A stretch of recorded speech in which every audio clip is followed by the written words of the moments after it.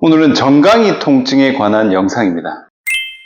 안녕하세요. 기능재활 전문가 한의사 이용현입니다. 수요일에 제가 유튜브로 라이브 Q&A 시간을 가지는데 그때 나왔던 질문들 중에서 추가로 설명을 드리고 공유를 했을 때 도움이 될 만한 질문을 가지고 영상을 찍어 보겠습니다.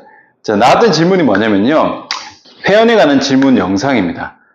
정강이의 쥐가 자꾸 난대요. 그리고 레그컬 동작에서 정강이의 쥐가 나거나 혹은 운전 중에서도 정강이의 쥐가 자주 나는 경우는 어떻게 해야 하나요? 이런 질문이었습니다. 일단 이분의 증상을 한번 볼게요. 앞쪽에 있는 전경골근이죠. 전경골근에 뭔가 쥐가 나는 건데요. 전경골근이든 종아리 근육이든 어떤 근육이든 일단 쥐가 난다는 것은 그 전에 이미 과하게 수축이 많이 되어 있을 경우에 추가로 수축을 하면은 그 근육에 쥐가 나게 됩니다. 예를 들면은 내가 전날에 등산을 오랫동안 했어요. 많이 걸었어요. 그러면은 종아리가 굉장히 많이 쓰이는 상태가 되겠죠. 그 상태에서 종아리에 조금만 힘을 주거나 하면은 쥐가 나버리는 거예요. 그래서 쥐가 난다는 것은 그 근육이 과하게 사용됐다는 증거입니다. 근데 이분 같은 경우는 레그컬이나 운전이죠. 그럼 뭐야? 레그컬은 허벅지 운동이지만 허벅지 운동할 때 발목을 이렇게 굴곡, 정확하게는 배축 굴곡이죠. 배축 굴곡을 하고 아마 레그컬을 하셨을 거예요. 그리고 운전할 때는 뭐예요? 이제 오른발로 브레이크나 엑셀을 뗐다 밟았다 하기 위해서 옆에서 뗐다가 들고 밟고 한단 말이죠. 똑같이 배측 굴곡을 한단 말이에요. 이 상황으로 유추해 봤을 때는 배측 굴곡, 정경골근을 수축시킬 때 정경골근에 쥐가 날 것이다 라고 예상을 해볼 수가 있어요. 그러면은 정경골근을 수축하는데 쥐가 난다는 것은 그렇게 하기도 전에 이미 정경골근이 과사용되고 있다는 뜻입니다. 그러면은 어떻게 하면 정경골근이 과사용되었을까요? 그 부분을 어떻게 평가하고 어떻게 해결하는지 제가 설명을 좀 드리겠습니다.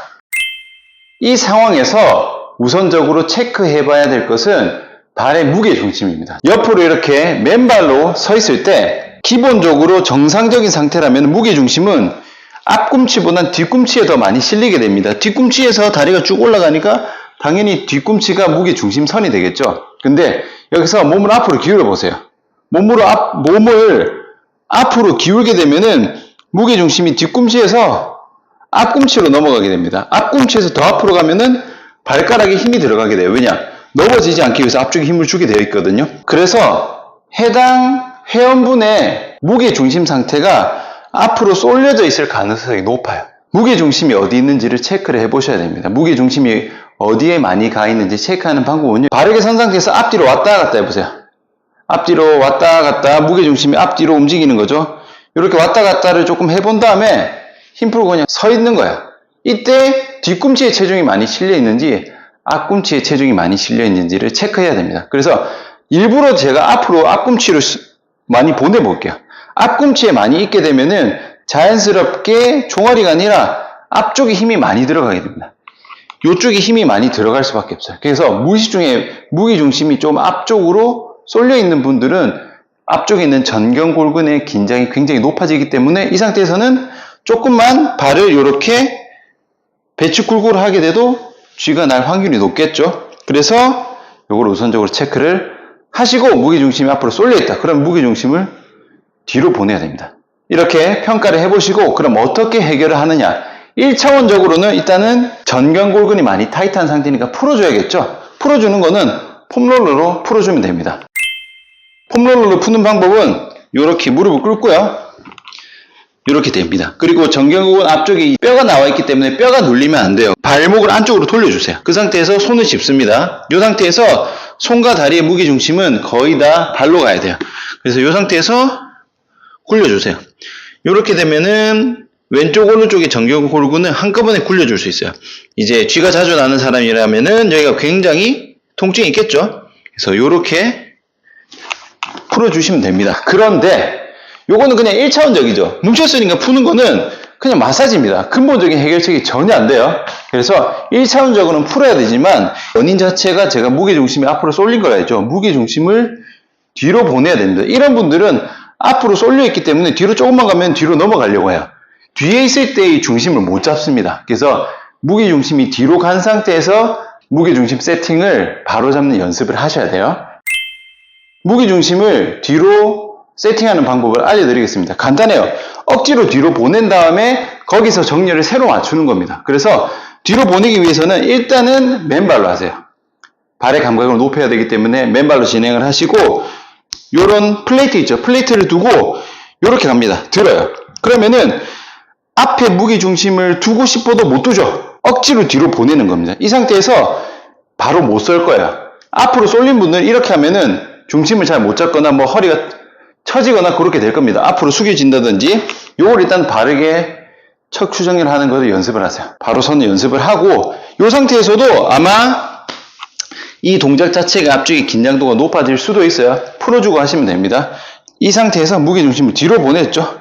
어느 정도 불편감 없이 바르게 설 수 있다. 그러면은 여기서 스쿼트를 합니다. 스쿼트를 하는데 당연히 깊게 못 앉겠죠.